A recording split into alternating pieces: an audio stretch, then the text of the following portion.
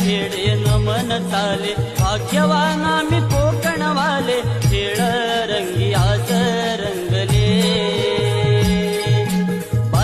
खेडे नमन चाले भाग्यवान आम्ही कोकणवाले खेळ रंगी आज रंगले लावणी तिळा देवाचे गुण गायले रंगणी टाळ मृदुंग वाजले बहिले नमन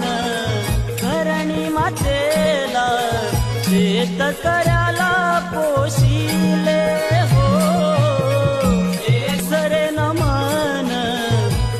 सूर्याला